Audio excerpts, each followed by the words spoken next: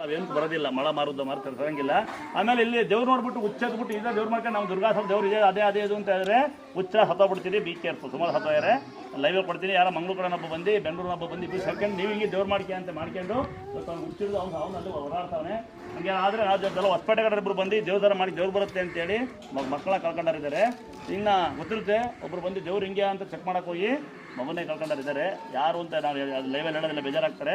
ಇಲ್ಲಿ ಬಂದು ನೀವು ಪರಿಚಯ ಆಗಿ ನೀವು ಒಂದಾಗಿ ನಿಮ್ಮ ವೈಯಕ್ತಿಕ ವಿಚಾರ ಜಗಳಾಡಿರೋದು ನಾವು ಕಾರಣಕರ್ತರಲ್ಲ. ನೀವು ಯಾವಾರ ನೀವು ಮಾಡ್ಕೊಳ್ಳಿ, ನಮ್ಮ ಹೇಳಂಗಿಲ್ಲ. ಆಮೇಲೆ ಯಾವ್ದಾರ ಮನೆಗೆ ಯಾವ್ದಾರ ಊರಿಗೆ ಯಾವ್ದಾರ ಜಾಗಕ್ಕೆ ಊಟಕ್ಕೋ ಕಾಪಿಗೋ ಯಾವ್ದಾರ ಮನೆಗೆ ಬಂದರೆ ಆ ಮನೆಯವ್ರು ಪಕ್ಕ ಮೇಲೆ ಎದುರಿಸಂಗಿಲ್ಲ. ನಮ್ಮ ಹೇಳ್ಕೊಂಡು ಪಕ್ಕ ಮೇಲೆ ನೀವು ಎದುರಂಗಿಲ್ಲ. ನಾನು ನಿಮ್ಮ ಮನೆಗೆ ಊಟಕ್ಕೆ ಬರ್ತೀನಿ, ನಾನು ಆ ಮನೆಗೆ ಯಾವುದೇ ಮಾಟ ಮಂತ್ರ ಮಾಡೋಕ್ಕೆ ಬಂದಿರೋದಿಲ್ಲ. ಇಲ್ಲಿ ಯಾವುದೇ ಮಾಟ ಮಂತ್ರ ಮಾಡೋದು ಇಲ್ಲ, ಮಾಡಿಸೋದು ಇಲ್ಲ. ನಾವು ಬಂದರೆ ಪ್ರೀತಿ ಬಂದಿರ್ತೀನಿ. ನಿಮ್ಮ ವೈಯಕ್ತಿಕ ವಿಚಾರಕ್ಕೆ ಜಗಳ ಆಡ್ಕೊಂಡು ಅಕ್ಕಪಕ್ಕ ಮನೆಯವರು ನಮ್ಮ ಹೆಸರು ಎದುರಿಸಂಗಿಲ್ಲ, ಯಾರು ಎದುರಂಗಿಲ್ಲ. ನಾನು ನಿಮ್ಮ ಮನೆಗೂ ಬರ್ತೀನಿ, ನಿಮ್ಮ ಮನೆಗೆ ಬರ್ತೀನಿ.